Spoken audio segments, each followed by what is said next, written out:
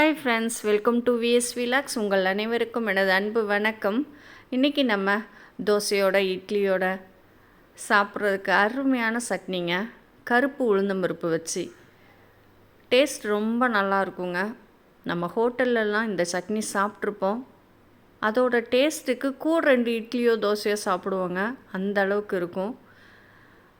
நீங்கள் இந்த வீடியோ பார்த்து செஞ்சு சாப்பிட்டு பாருங்கள்.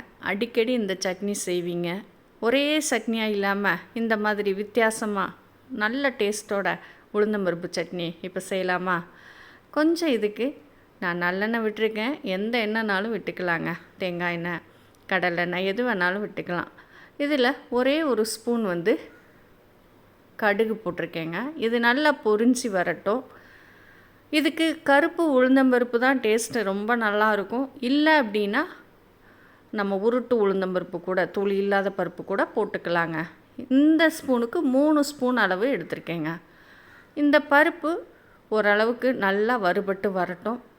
இதில் ஒரு 3 பூண்டு பல்லும், காரத்துக்கு ஏற்ற மாதிரி ஒரு 5 வத்தல் போட்டிருக்கேங்க. உங்கள் காரத்துக்கு ஏற்ற மாதிரி போட்டுக்கோங்க. இப்போ பாருங்கள், பருப்பு நல்லா செவந்து வந்துருச்சு. இதில் தக்காளி போடுறோம். தக்காளி பெரிய சைஸ் தக்காளியாக ஒரு 3 தக்காளியை நான் கட் பண்ணி வச்சுருந்தேன். இந்த தக்காளியை நல்லா வதங்கி வரணுங்க. இதுக்கு தேவையான அளவு உப்பு போட்டுடலாம்.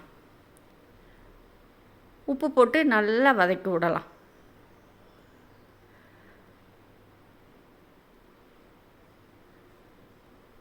இந்த அளவு வதங்கி வந்ததுக்கப்புறம் இதில் கொஞ்சமாக வெல்லம் சேர்த்துக்கணுங்க. கண்டிப்பாக மிஸ் பண்ணாமல் இந்த வெல்லம் நீங்கள் சேர்த்துக்கோங்க. அப்போ தான் அந்த சட்னி நல்ல ஒரு டேஸ்ட்டோடு இருக்கும். இந்த வெல்லமும் லைட்டாக பெருங்காயத்தூள் ஒரு பிஞ்ச் அளவு போதுங்க. நல்லா கலந்து விட்டுட்டு ஆறுனதுக்கப்புறம் மிக்ஸி ஜாரில் போட்டு அரைச்சா சட்னி ரெடிங்க. செய்கிறது ரொம்ப ஈஸிங்க. டக்குன்னு காலையில் நம்ம ஈஸியாக செஞ்சிடலாம்.